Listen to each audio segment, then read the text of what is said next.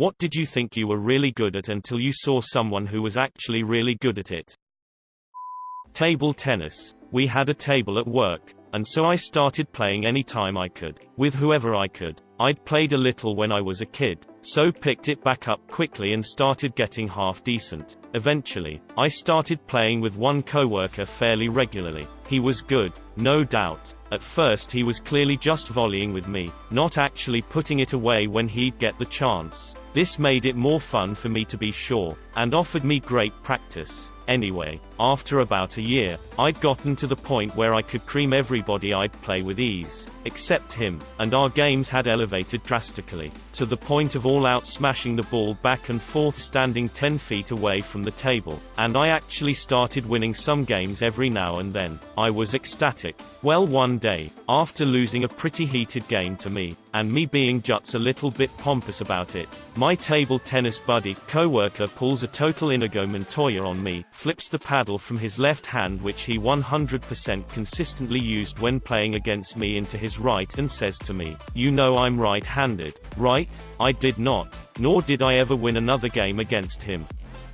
I began piano lessons at an early age 5, and my parents and my teacher made me believe I was some kind of fabulous child prodigy. I later found out I was merely a worm compared to real pianists. But I did enjoy playing the piano, so there's that.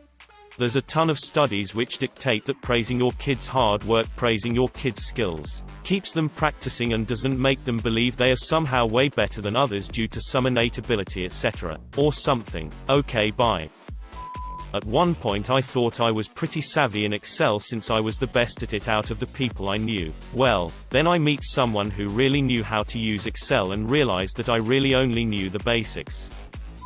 8-ball and 9-ball. I had a table at home and would practice while watching TV. No one could beat me. In college I'd play a $1 a ball. Everyone owed me money. Then I played someone that regularly entered tournaments. I was lucky if I got to shoot because he was running the table every game.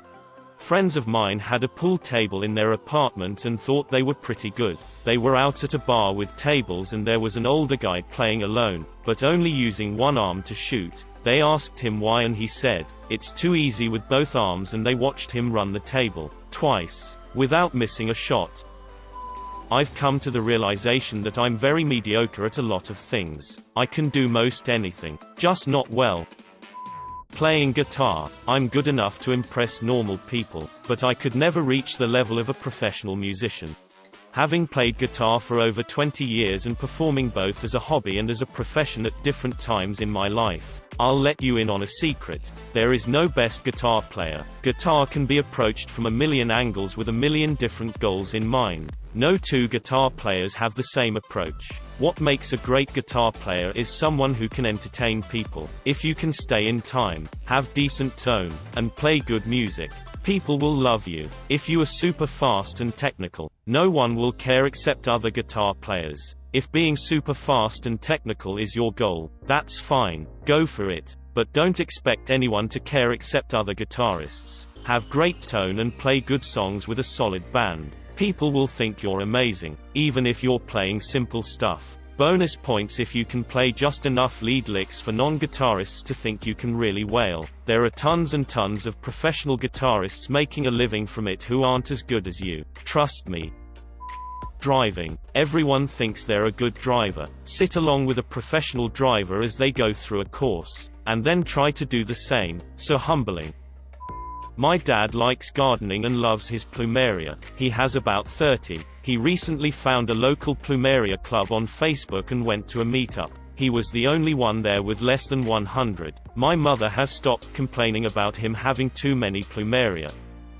I was actually a really good wrestler in high school. I went to state as a freshman, got 4th as a sophomore, 2nd as a junior, and then won state my senior year. During the summer before my senior year, my team went to a wrestling camp. My coach knew the coach of another team in another state and we went there to practice with them for a week.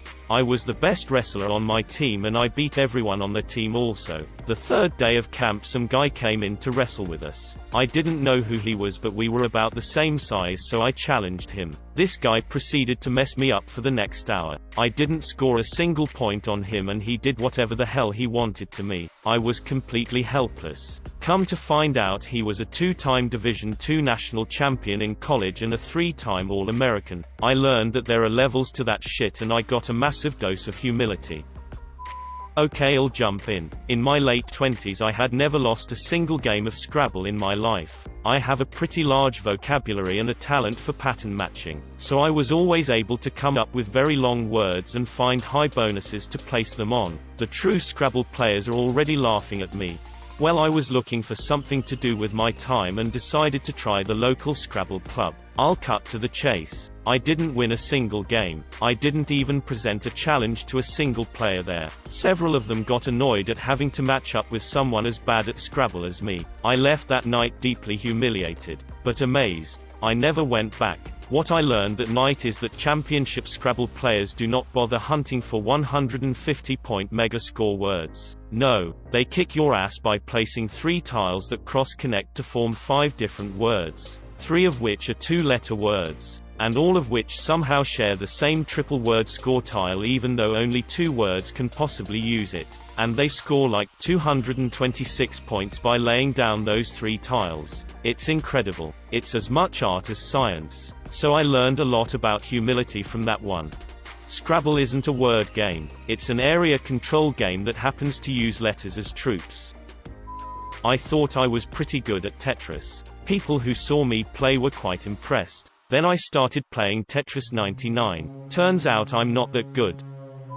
Ping pong. I made the mistake of playing an old guy that hangs out at one of the bars and he wrecked me. It wasn't even close. He returned all of my best serves effortlessly and would put the craziest spin on all of his shots. He gave me good advice afterwards and told me I play too fast for my own good. I bought him a drink and shamefully went back to my friends.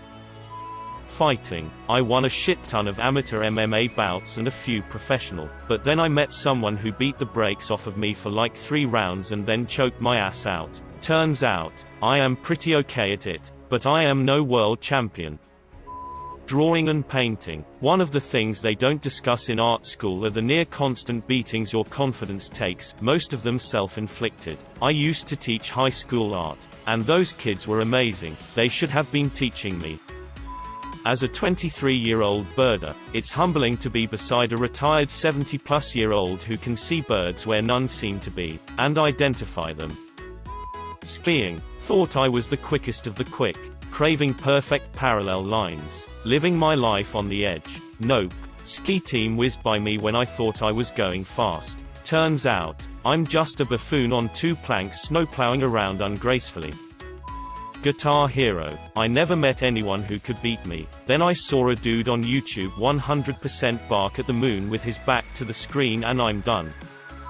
I build cars as a hobby, and when I mean build cars, I modify cosmetically and mechanically for all forms of racing for myself and with my husband. My grandfather taught me everything I know about cars from when I was a child, and getting dirty and oily hands from helping him growing up. I love all types, but my main focus are building drift builds. I taught myself how to drift, how to control my car by making it lose control, while I still contained control of its power when it broke traction. I practiced on the many drift tracks that are near me. I was able to maintain it and keep it going around shard and long corners without spinning out or stalling, until I watched my grandfather be let loose in his '65 fastback Mustang that he built from junk to prize. He literally went Ken block on all of the corners, almost never straightening out. I've never felt so much discouragement and enlightenment in myself more than that moment.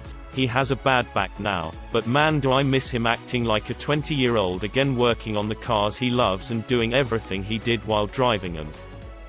I played in a piano competition at age 16 back then. I fancied myself a pretty good pianist, and there was this teenage girl who went on stage, sat down in front of the piano, and calmly blew all of us other contestants away with ease. She played Maurice Ravel's Judo, and she was absolutely captivating. Within about 30 seconds, I think we all knew she was going to win first prize. After a few minutes, I felt the judges ought to end the contest right then and there and just give her the trophy. Even now, over a decade later, I'm still in awe of her. She did it with so much grace, dignity and style. I only wish I knew her name. I think I'm a pretty solid writer. Every now and then I read a novel that just makes me think, well, I love you, but also stuff you a little bit.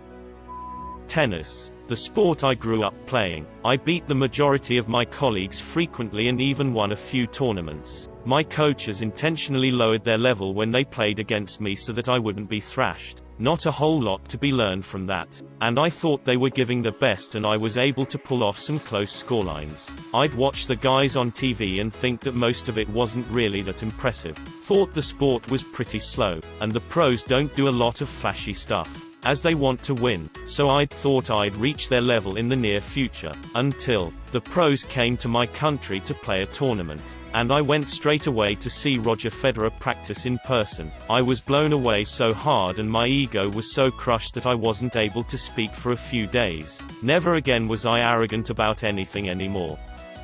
I would love to hear answers to the inverse of this question, where someone didn't think much of their prowess but turned out champions. When I was a kid, my grandma bought me this globe toy and I played with it and learned states, countries and shit.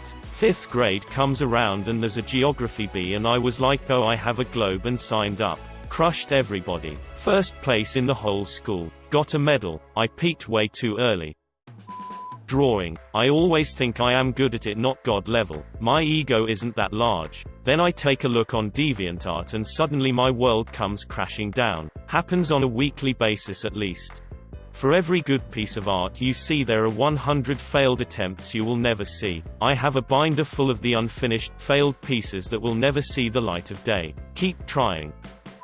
I thought I was exceptionally smart because I was in talented and gifted program in school. I was a great test taker. I got good grades, and breezed through getting my bachelor's degree. School was always pretty easy for me. Then I went to law school. Everyone was older than me, had actual life experience, and they were realty smart. People would ask such thought-provoking questions. I couldn't believe we had read the same thing. I realized graduating high school and getting a bachelor's in political science at a state school wasn't genius-level stuff, and I had developed absolutely zero study skills over the prior 21 years. My first year in law school hit me like a ton of bricks, but it all worked out.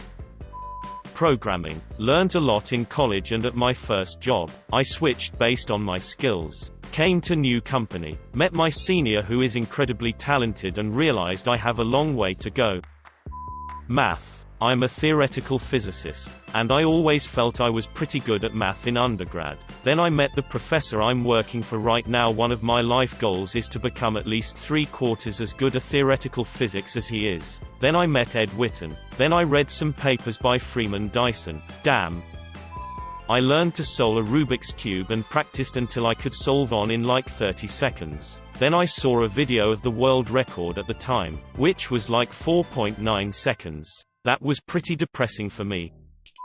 Hiking. I honestly thought I'd be one tough cancelling my apartment and going into the big wide world of Scandinavia, Faroe and Iceland with only my backpack and sleeping outside. Then I met a guy who just came back from a 700 km glacier hike at 40°C in Greenland who came to Faroes just to recover. Sadly, that guy became my partner, and he had shown me in so many occasions of what my body is literally not able to endure, that I had to readjust my whole self-image. I eat more chocolate now.